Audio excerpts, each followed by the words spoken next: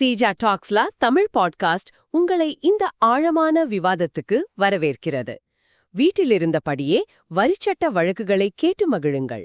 GST சட்ட அறிவை மேம்படுத்த சீஜா தமிழ் பாட்காஸ்டை தவறாமல் கேளுங்கள். எங்களுடன் இணைந்திருக்க தொடர்பு கொள்ள வேண்டிய எண் 9964886879. வணக்கம்.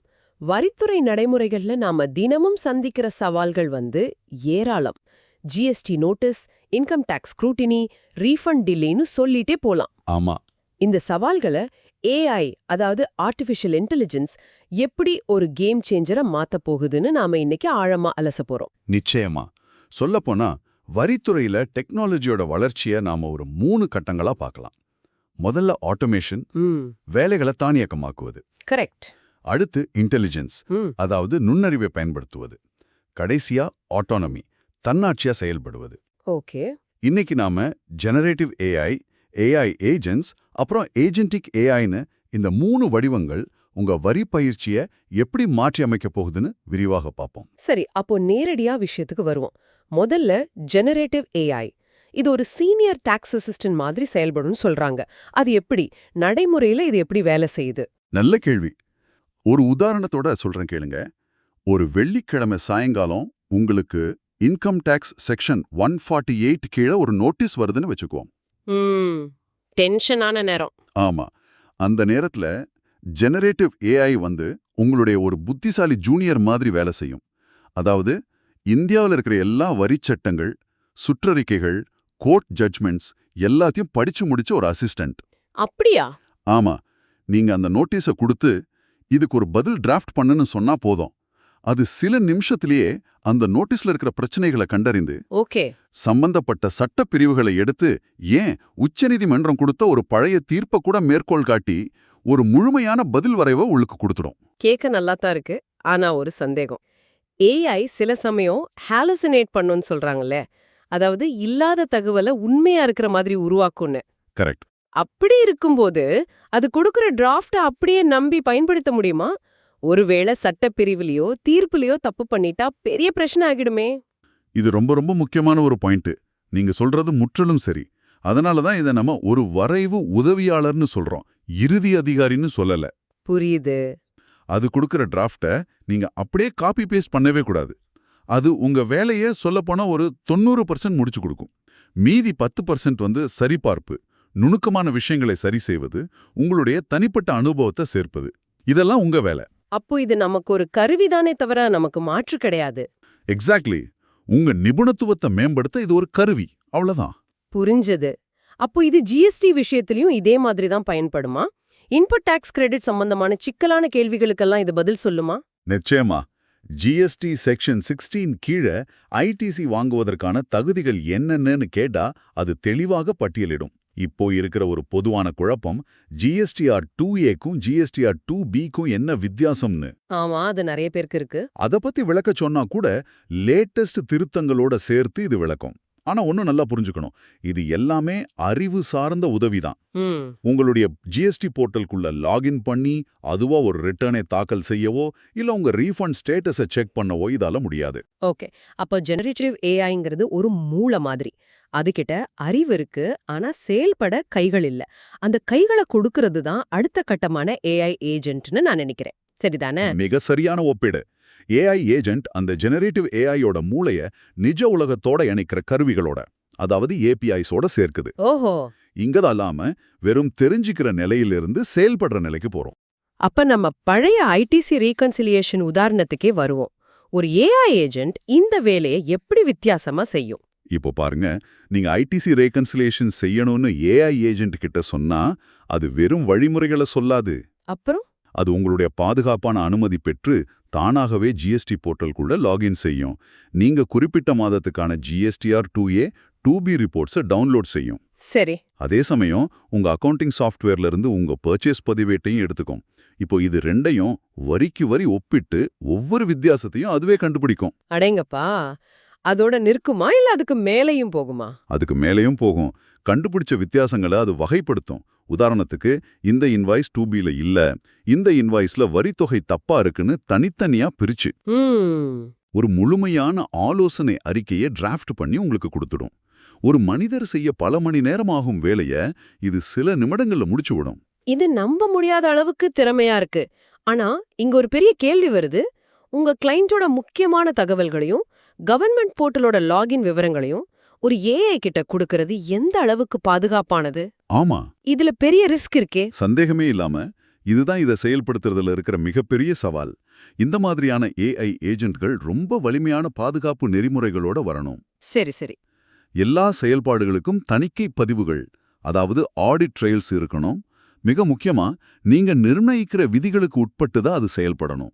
அது நீங்க கொடுத்த உத்தரவை நிறைவேற்றும் ஒரு எக்ஸிக்யூட்டிவ் மாதிரி தான், தானா முடிவெடுக்காது. சரி, அப்போ ஜெனரேட்டிவ் ஏஐ ஒரு அறிவு உதவியாளர், ஏஐ ஏஜென்ட் ஒரு செயல் அதிகாரி.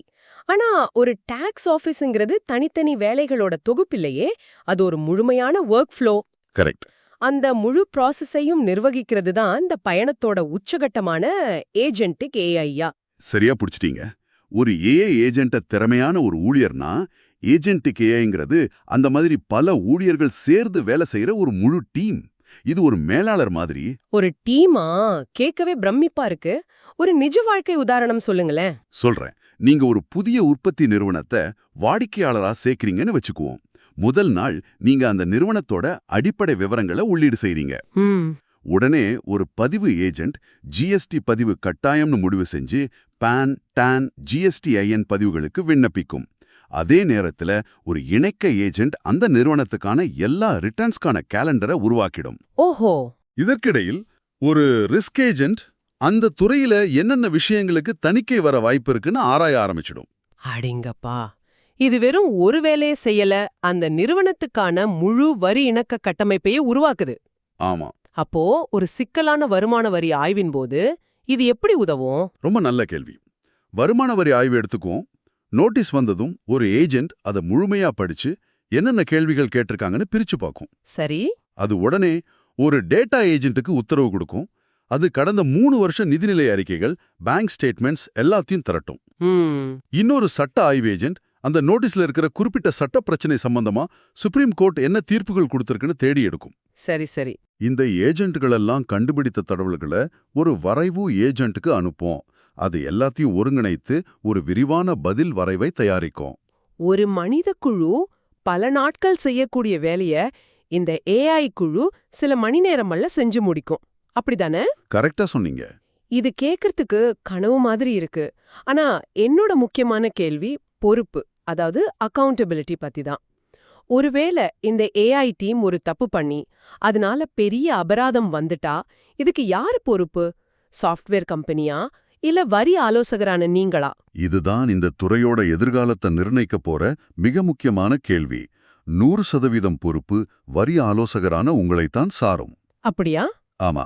அதனால தான் மனித கட்டுப்பாடு, அதாவது ஹியூமன் ஓவரைட் அம்சம் இதுல ரொம்ப அவசியம். ஏஜென்டிக் ஏஐ எல்லாத்தையும் பரிந்துரைக்கலாம், வரைவு செய்யலாம். ஆனா அந்த கடைசி சப்மிட் பட்டனை ஒரு மனித நிபுணர் தான் அழுத்தணும். அப்போ உங்க வேலையை செய்வதிலிருந்து ஒரு திறமையான ஏஐ குழு செஞ்ச வேலைய சரிபார்த்து அங்கீகாரம் கொடுப்பதாக மாறும். சரியா சொன்னீங்க. உங்க ஆபீஸோட சிஇஓ நீங்க தான். ரொம்ப தெளிவா புரியுது. அப்போ நம்ம இதுவரைக்கும் பேசுனத சுருக்கமா சொல்லணும்னா நமக்கு 3 நிலைகள் இருக்கு. முதலாவது புத்திசாலித்தனமான ஆனா செயல்பட முடியாத உதவியாளர், ஜெனரேட்டிவ் ஏஐ. ரெண்டாவது கொடுத்த வேலைய செய்து முடிக்கிற நிர்வாகி, ஏஐ ஏஜென்ட். சரி. மூன்றாவது ஒரு முழு டீமையும் வழிநடத்துற மேலாளர், ஏஜென்டிக் ஏஐ. இந்த சுருக்கம் சரிதானா? மிகச்சரியான சுருக்கம். நீங்க தெரிஞ்சுக்க வேண்டிய முக்கியமான விஷயம் என்னன்னா, இது உங்களை வேலையிலிருந்து நீக்குவதற்கான தொழில்நுட்பம் இல்ல, உங்களுடைய வேலையின் தன்மையை மாற்றுவதற்கான தொழில்நுட்பம். ஆமா. டேட்டா என்ட்ரி, ரீகன்சிலியேஷன் போன்ற திரும்ப திரும்ப செய்யற குறைந்த மதிப்புள்ள வேலைகள்ல இருந்து நமக்கு விடுதலை கிடைக்கும். கரெக்ட். அப்போ எங்க நேரத்தை நாங்க உயர் மதிப்புள்ள ஆலோசனை சேவைகளுக்கு செலவிடலாம். வரி திட்டமிடுதல், வணிக வளர்ச்சி ஆலோசனைகள் மாதிரி. 100க்கு 100 உண்மை. இதன் மூலம் நீங்க ஒரு இணைக்க அதிகாரியா இல்லாம ஒரு உண்மையான வணிக ஆலோசகரா மாற முடியும். இந்த உரையாடல் மிகவும் பயனுள்ளதாக இருந்தது. அப்போ நீங்க சிந்திக்கிறதுக்காக ஒரு இறுதி கேள்வியோட முடிக்கலாம். கண்டிப்பா. இப்போதைக்கு இந்த பெரிய விஷயங்களெல்லாம் மறந்துருங்க. உங்களுடைய சொந்த வரி பயிற்சியை ஒரு நிமிஷம் யோசிச்சு பாருங்க. ஒவ்வொரு வாரமும் நீங்க திரும்ப திரும்ப செய்யற அதிக நேரத்தை எடுத்துக்கிற அந்த ஒரு வேலை எது? இப்போ ஒரு ஏஐ ஏஜென்ட் அந்த வேலையை உங்ககிட்ட இருந்து நிரந்தரமா எடுத்துக்கிட்டா அந்த மிச்சமாகும் நேரத்துல நீங்க என்ன செய்வீங்க? இவ்ளோ சொல்றீங்க, ஆனா எங்க போய் கத்துக்கிறது, யார்கிட்ட கத்துக்கிறது? அதுக்குத்தான் சீஜா ஏஐ கோர்ஸ் கிளாஸ். இந்த கிளாஸ்ல ஜிஎஸ்டில என்ன மாதிரி நோட்டீஸ் வரும், எந்த நேரத்துல நோட்டீஸ் வரும், அதுக்கு ஏஐ வச்சு எப்படி டிராஃப்ட் பண்ணலாம், எல்லாத்தையும் சிம்பிளா சொல்லி தருவாங்க. Less time, less man power, high result. Tax consultant, tax practitioner, GST ப்ரொஃபஷனலுக்கு மஸ்ட் லேர்ன் கோர்ஸ். கத்துக்கணும்னா இப்பவே காண்டாக்ட் பண்ணுங்க 9964886879. இது சீஜா டாக்ஸ்லா தமிழ் பாட்காஸ்ட், உங்கள் GST legal learning partner. GST சட்டம் பேசும் உங்கள் தோழன் எங்களுடன் இணைந்திருக்க தொடர்பு கொள்ள வேண்டிய எண் 9964886879.